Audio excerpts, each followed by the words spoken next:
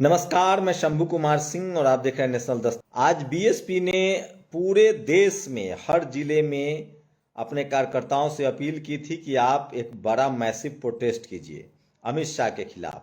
जिस तरह से बाबा साहब का अपमान हुआ है उसको लेकर उनकी मांग थी कि बाबा साहब के अपमान के बदले एक बड़ा प्रोटेस्ट किया जाए और डीएम को ज्ञापन दिया जाए। लेकिन जो इसमें सबसे खास बात है वो समझने की जरूरत है। आज के प्रदर्शन से ये साफ हो गया है कि बीएसपी का कैडर उसके साथ है, और उससे भी बड़ी बात कि अब कोई टीवी अखबार के मोहताज नहीं है। इसका मतलब है कि 2 दिन पहले बीएसपी सुप्रीमो मायावती ने एक ट्वीट किया।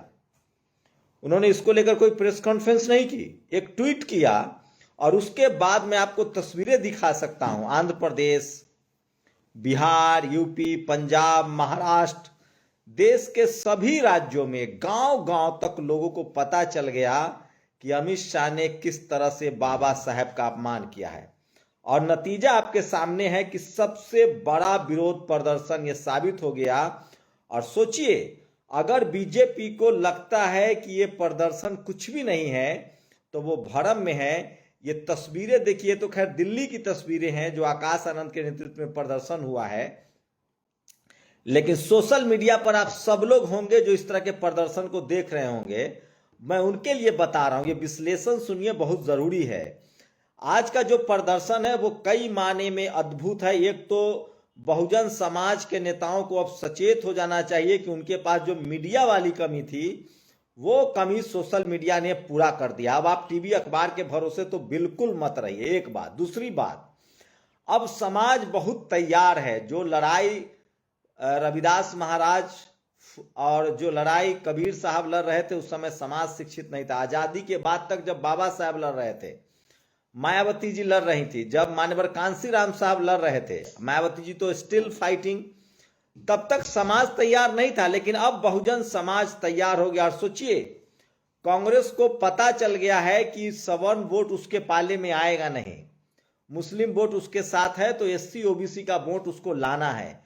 तो ये बात बहुजन दलों को भी समझ जाना चाहिए कि आपको एससी एसटी ओबीसी का वोट चाहिए तो आपको उनके मुद्दे पर बात करनी पड़ेगी। और सोचिए, जिस तरह से बाबा साहेब को लेकर समाजवादी पार्टी हो, चाहे कांग्रेस हो, चाहे बीएसपी हो, इन तमाम दलों ने संसद में विरोध प्रदर्शन किया, विधानसभा में, लेकिन बीएसपी ने जिस तरह से इसका आयोजन किया और गांव गांव में जिस तरह से ये बात फैल चुकी है, इसका मतलब है कि सोशल मीडिया गांव तक पहुंच चुका है और अब इंपैक्ट आने लगा है। यही वो समय है जब एससी एसटी ओबीसी के लीडरशिप, खासकर बीएसपी को इसका क्रेडिट देना चाहिए। इस देश में बाबा साहेब संविधान किसी भी पार्टी के एजेंडे में कभी नहीं था, कांग्रेस बीजेपी के एजेंडे में तो कम से कम नहीं था। यहां तक कि बहुजन लीडरशिप वाली पार्टियां भी इस पर उस तरह से बात नहीं करती थी जिस तरह से मान्यवर साहब ने इसे घर घर पहुंचाया। और मुख्यमंत्री मायावती जी ने जिस तरह से पार्क बनवाए, जिस तरह से बाबा साहब के नाम पर जिला, गांव, अस्पताल, तमाम चीजें की, उसके बाद से अब सोशल मीडिया के आने के बाद एसटी ओबीसी, अल्पसंख्यक और किसान हैं, वो सब बाबा साहेब के इस आंदोलन से जुड़ रहे हैं। और इस वजह से समाज बहुत तैयार हो गया है और शायद यही कांग्रेस को लग रहा है और इसीलिए वो अपना एजेंडा बदल रहे हैं। अब ये बहुजन लीडरशिप वाली पार्टियों के हाथ में है, ये सपा, बसपा, आरजेडी, जेडीयू के हाथ में है कि वो लोग इस मुद्दा को भुनाएं, इस मौका को भुनाएं। और जाति जनगणना का मुद्दा हो, चाहे बाबा साहब का सम्मान का मुद्दा हो, जाति जनगणना का मुद्दा हो, रिजर्वेशन का मुद्दा हो, ये मुद्दा अब आंदोलन बन गया है, राजनीतिक मुद्दा बन गया है। और जो भी, मैं तो एक पत्रकार के तौर पे कह रहा हूं कि जो भी एससी एसटी ओबीसी वाली लीडरशिप वाली पार्टियां हैं, अब अगर वो बाबा साहेब के साथ नहीं जुड़ेंगे तो यकीन मानिए कि ये उनको डेफिसिट में जाना पड़ेगा, इससे उनको नुकसान है। तो सोशल जस्टिस का मुद्दा हो, बाबा साहेब से जुड़े तमाम मुद्दा हो, आज सोचिए। और एक बड़ी बदलाव जो मैं आपको बता रहा हूं, जो मनुवादी जातिवादी मीडिया है, आज वो भी इस खबर को दिखा रहे हैं।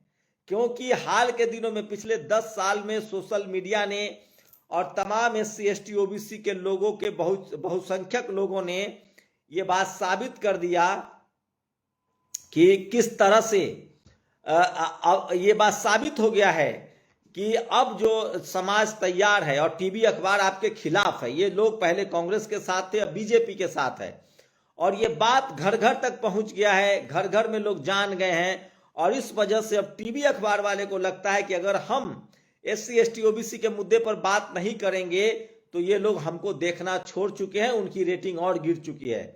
तो देश के 90% आबादी को इग्नोर करके कोई भी बिजनेस, कोई भी मीडिया चल नहीं सकता। ये भी एक बड़ा बदलाव हुआ। लेकिन मैं फिर आपको वार्न कर रहा हूं, फिर मैं आपको सचेत कर रहा हूं कि अभी भी टीवी अखबार का जो कैरेक्टर है वो साफ साफ जातिवादी है। अभी भी आपको सिर्फ स्टेडियम में मैच देखने के लिए बुला रहे हैं, वो आपके नेताओं को सिर्फ स्टेडियम में मैच देखने के लिए बुला रहे हैं। वो अभी भी प्लेयर नहीं है, आप 11 में नहीं है।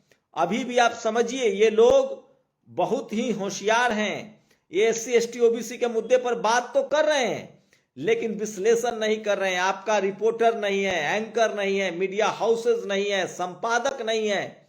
तो जब तक SC ST OBC के लोग वहां पत्रकार नहीं बनेंगे, वो इन मुद्दों पर डिबेट नहीं करेंगे, बहस नहीं करेंगे, तब तक आपके संवैधानिक अधिकार नहीं मिलेंगे।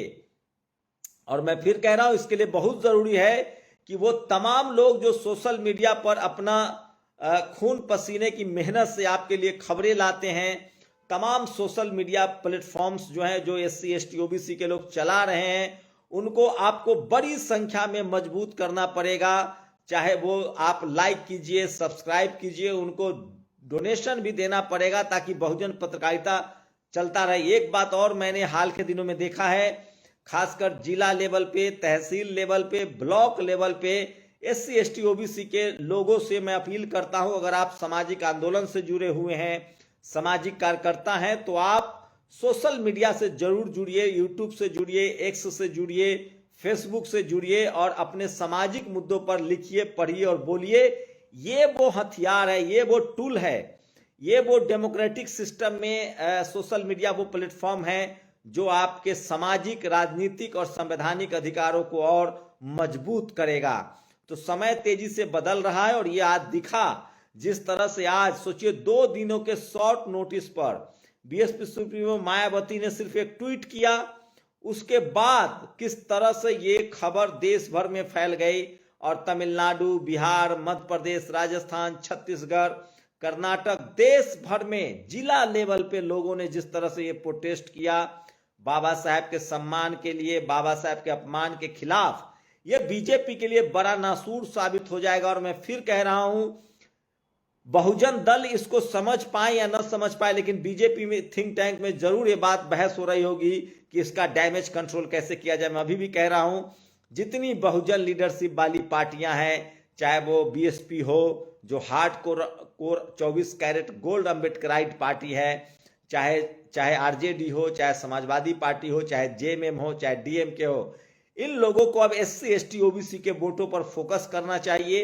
और आरक्षण के मुद्दे को, EBS के खिलाफ, इकोनॉमिक वीकर सेक्शन के खिलाफ, सामाजिक SC ST OBC का आरक्षण बढ़े, प्राइवेटाइजेशन और जाति जनगणना को बड़ा मुद्दा बनाना चाहिए। मुझे लगता है कि इस देश की जो बहुजन आबादी है, SC ST OBC, किसान, अल्पसंख्यक हैं, उनको अब संविधान पर बहुत ज्यादा, संविधान उनको लगता है कि अब उन्हें संविधान ही बचाएगा, अब उनको लगता है कि संविधान ही उनका अधिकार देगा। और राजनीतिक रूप से ये तबका सचेत होता हुआ दिख रहा है आजादी के 75 साल बाद।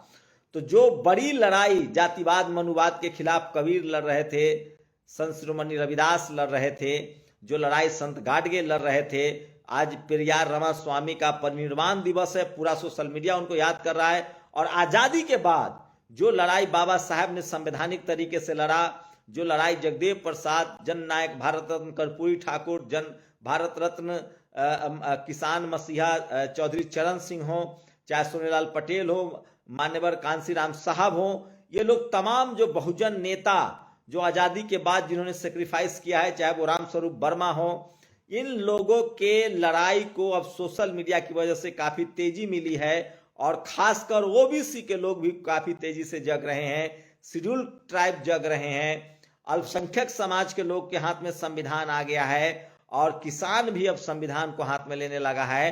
मैं फिर कह रहा हूं, ये लोकतंत्र की चक्की है, महीन चक्की है। 21वीं सदी बाबा साहेब की सदी होगी और भारत में संविधान की जड़ें और मजबूत होंगी और लोकतंत्र की जड़ें चाहने से भी कोई इसको खत्म नहीं कर सकता है, क्योंकि बहुसंख्यक आबादी को लग गया है कि उसके लिए जो स्वर्ग का रास्ता है जमीन पर, वो बाबा साहेब के संविधान से बनता है। और ये जो स्वर्ग नर्क का जो भ्रम दिखा रहे थे, वो धीरे धीरे एक्सपोज हो रहे हैं। आप लोग अपनी प्रतिक्रिया जरूर दीजिए। शुक्रिया। नेशनल दस्तक की आपसे गुजारिश है कि अगर इसको बचाना चाहते हैं तो नेशनल दस्तक को सब्सक्राइब करने के लिए रेड कलर के सब्सक्राइब बटन को दबाएं, फिर बेल आइकन की घंटी दबाएं। नेशनल दस्तक को बचाने के लिए बहुत जरूरी है कि हर खबर को शेयर करें, लाइक करें, कमेंट जरूर करें।